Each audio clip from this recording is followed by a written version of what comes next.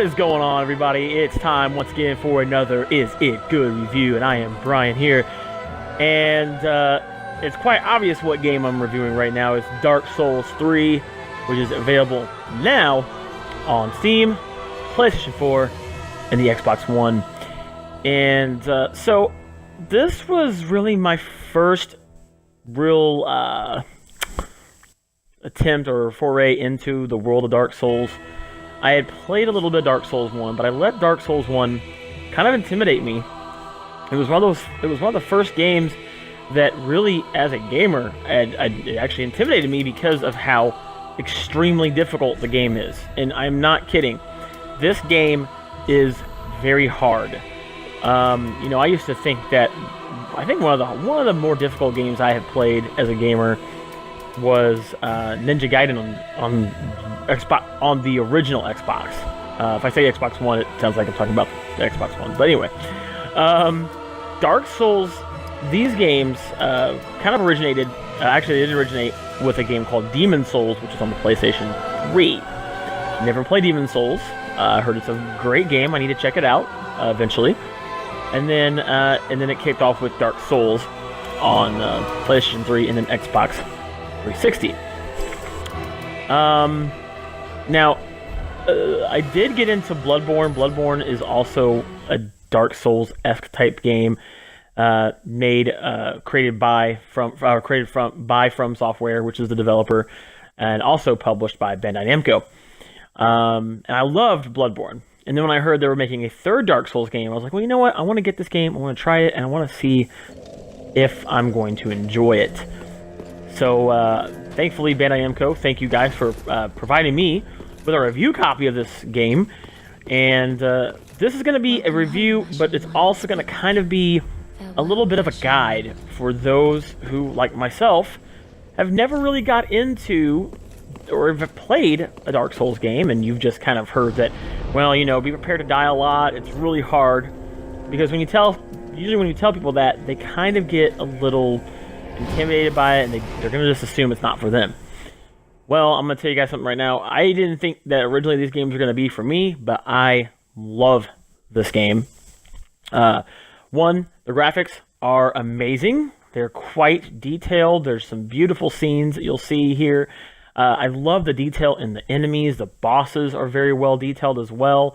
The game design is just incredible, and you can tell they've definitely taken some time and effort into this game, much like they've done with Bloodborne, which is on the PlayStation 4.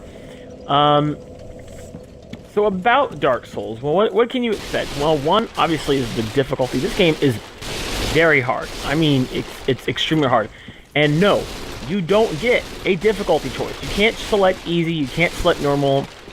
It's always on hard. And if I say hard, that's a little bit of an understatement. This game isn't just hard. This game is going to test your mettle. It's going to test your will. It's going to test you mentally, and it's going to test you as much as I'm a rager. I rage when I game. And I tell you what, this game has made me really upset several times playing it.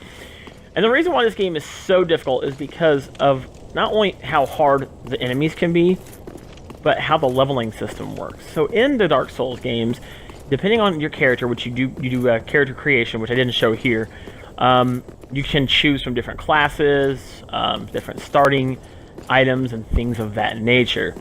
You don't start off with level 1. I believe there's one character, which is kind of like a naked character, where you just kind of start from this bare bones character you can choose.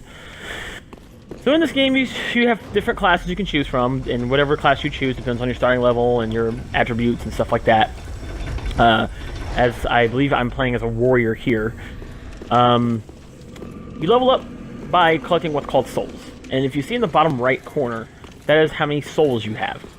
You have to have a certain amount of souls to go from, like, say, level 35 to level 36. The higher the level, the more souls are required. So souls are kind of like XP.